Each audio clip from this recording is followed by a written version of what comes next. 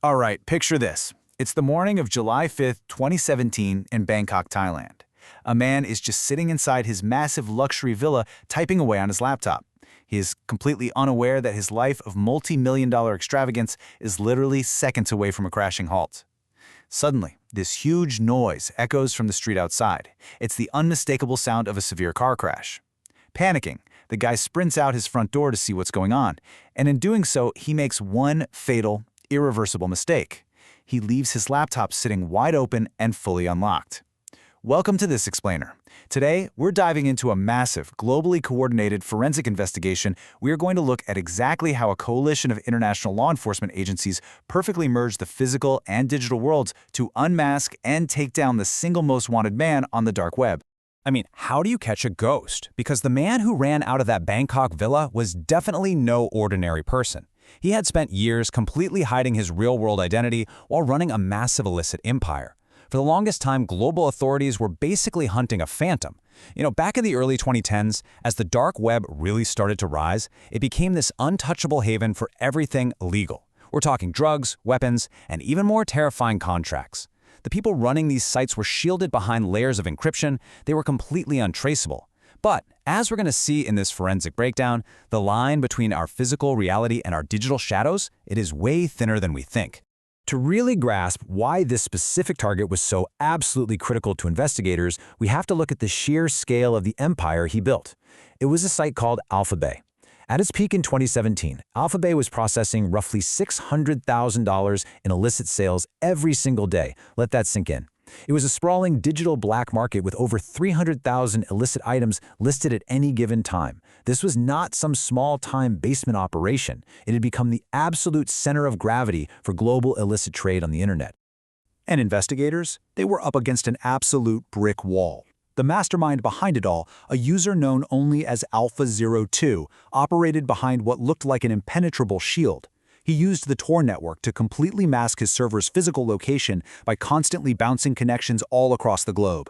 Plus, he relied exclusively on untraceable cryptocurrency for payments, so law enforcement was essentially flying blind. They had zero physical location data, no real name, and no actual IP address to track. Sure, undercover agents could buy drugs on the site to maybe catch a few low-level local dealers, but tracking the master server or catching Alpha02 himself, it seemed technically impossible. So you might be wondering, how did Alpha02 get so powerful in the first place? Well, ironically for the dark web, it comes down to trust. In the early days, especially after the original Silk Road got shut down by police in 2013, the landscape was totally chaotic. It was plagued by things called exit scams. This is where dark web operators would just abruptly shut down their platforms and vanish overnight, taking all the cryptocurrency held in escrow with them. Because everybody is totally anonymous, the dealers who lost their money had zero recourse. When Alphabay launched in 2014, it promised stability. It somehow became a trusted platform in a digital environment where trust simply didn't exist. And the explosive growth that followed was just unprecedented. In its very first year, Alphabay attracted 200,000 customers in 40,000 sellers. The mastermind was pretty pragmatic too. He outright banned a few specific things, like child abuse materials, targeted killing contracts, and stolen Russian bank details. Basically, he avoided the kind of extreme heat that brings the full, immediate force of international law enforcement crashing down on you. So by 2017, Alphabay was an absolute behemoth. The mysterious admin, Alpha02, he was making an estimated $800,000 a month. And that's purely in platform commissions. He was the undisputed king of the dark web, living a life of unimaginable wealth, entirely hidden in the shadows. American investigators desperately wanted to locate the physical data center that was hosting Alphabay.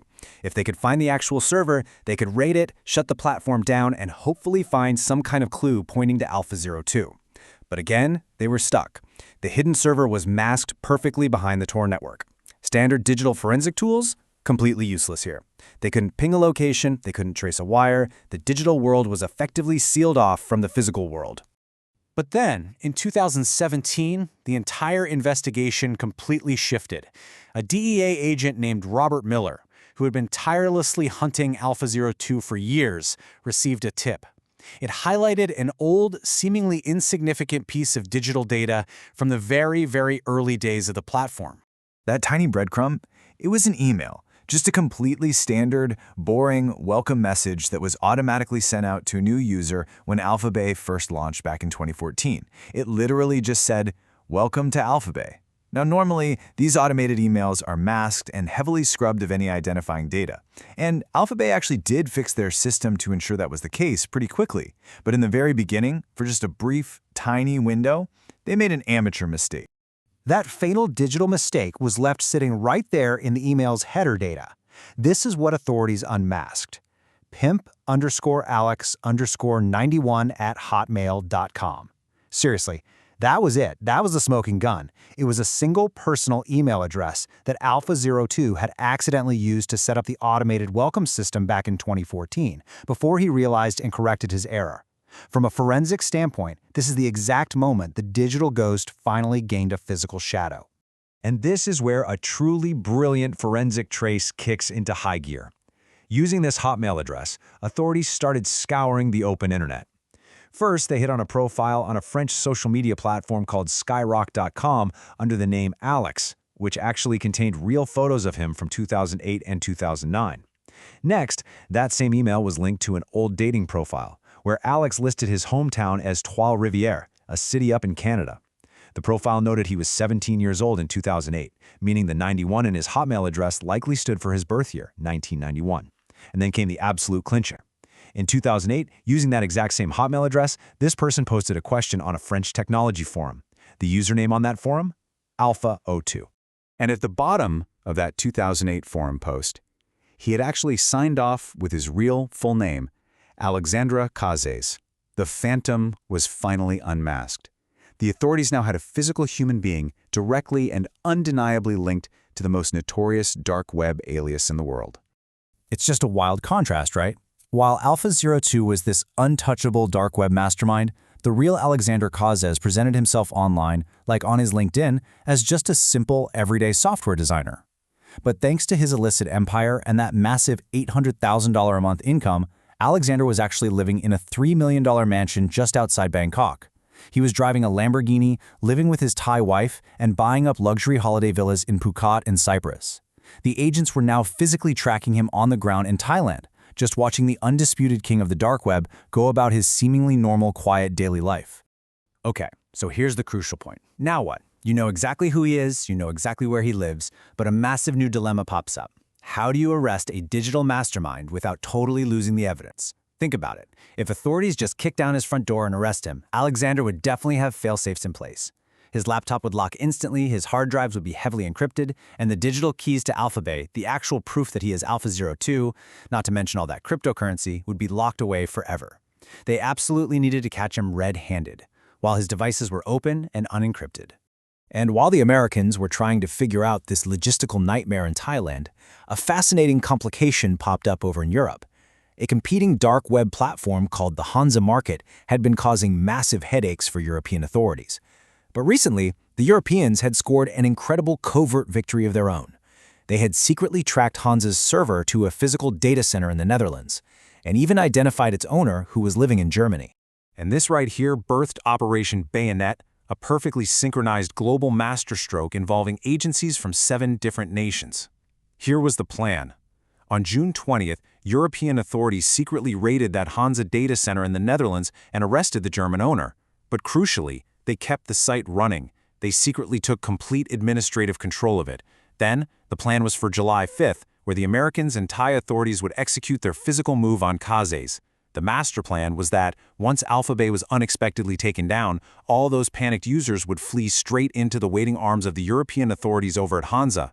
Which brings us right back to that chaotic morning of July 5th. Remember the dilemma?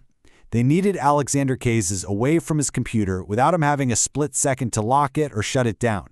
So authorities used a brilliant, low-tech physical diversion. They intentionally crashed a car right outside his Bangkok luxury villa. And it worked perfectly. A totally startled Cazes ran outside his front door to investigate the commotion, leaving his entire digital vault totally exposed on his desk. The second he stepped out, the authorities swarmed in. Agents instantly secured the unlocked laptop before it could go to sleep. They quickly copied all of his master passwords. They seized millions of dollars in various cryptocurrencies, along with his luxury cars and physical properties. And simultaneously, using the active admin access they gained from his open computer, the global servers for Alphabet were completely shut down. The kingpin was caught red-handed, and his entire digital empire was dismantled in just a matter of minutes. And then, the second phase of Operation Bayonet snapped shut. It was the ultimate honey trap. Just as that seven-nation coalition predicted, when Alphabet suddenly went dark, thousands upon thousands of panicked drug dealers and illegal vendors rushed over to the next biggest platform, Hansa Market. They frantically started setting up shop, completely unaware that European police were the ones operating the servers. The authorities were reading every single unencrypted message and tracking every single new vendor's real IP address. Thousands of dark web dealers were identified and caught in this massive trap. But for Alexander Kazes himself, the story has a pretty grim and final resolution. Just 1 week after his arrest, while sitting in a Bangkok jail cell awaiting extradition and trial, Kazes took his own life. The man who had meticulously built a seemingly invincible, multi-million-dollar digital empire lost absolutely everything. His wealth, his freedom, and ultimately his life. All because of one tiny, overlooked error he made years before. As we wrap up this explainer, I really want to leave you with a thought. We just saw how the most sophisticated digital disguise in the world was entirely unraveled by a single personal email address left in a 2014 header, which then connected back to a 2008 forum post. It brilliantly and somewhat terrifyingly illustrates that the wall between our physical lives and our digital actions is just an illusion. So I'll ask you this. If a multi-million-dollar dark web ghost can be completely undone by an old Hotmail account, just how permanent is your digital footprint? Think about that the next time you log on. Thanks so much for joining me for this forensics journey, and keep questioning what you leave behind in the digital world.